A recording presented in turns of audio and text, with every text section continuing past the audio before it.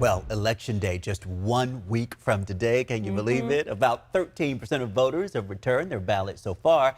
And if you have any questions or want to know more, just check out that QR code there on your screen. Just scan it with your phone's camera. Our political reporter Morgan Reiner has been tracking trends for us today and looking at schedules for candidates as we head into that final countdown. Morgan, we've been reporting for a while. The polls are in Gavin Newsom's favor. Now tell us what he's doing this week. Newsom is campaigning up and down the state this week, Chris and Laura, but not for himself. That's how safe he knows he is. He's campaigning for Democrats in tight races and for Proposition 1, which would enshrine the right to abortion in the California Constitution. To put it quite simply, political data guru Paul Mitchell said Governor Newsom is extremely safe. The fact that they lost that recall election, the fact that a lot of their top tier candidates ended up in single digits. He said Newsom can't afford to focus on other races. Most of the attention is being paid to the key congressional races around the country.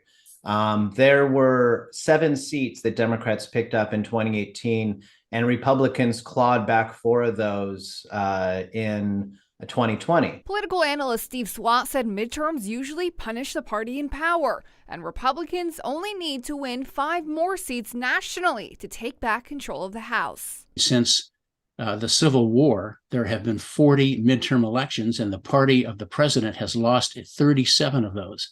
And since 1974, the average defeat for the president's party in these midterm elections has been 23 seats. And the issue with not having an exciting race at the top, it's more work to get people to turn out to vote for races further down the ballot. Saving grace for Democrats might be the fact that they can now focus on Prop 1 and try to make this election kind of a polarized election around choice and around the Supreme Court. Newsom has spent $5 million of his campaign fund in doing some pro-Prop 1 advertisements, but I don't think that's going to be enough to really surge the vote. As of Tuesday, about 2.8 million ballots are in. I think by this point, we would have expected to see a little bit higher numbers, but there's really not a good comparison. Because in 2018, the last gubernatorial election, there was a huge blue wave and only 7 of the 58 counties had mail-in ballots. Today, every county does.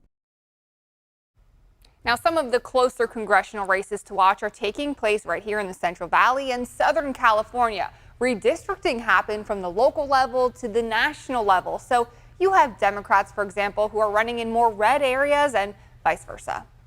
And Morgan, I wanted to just go back and look at what Steve Swat said there. He said that since the Civil War, there have been 40 midterm elections, and the party of the president has lost 37 of those. Wow.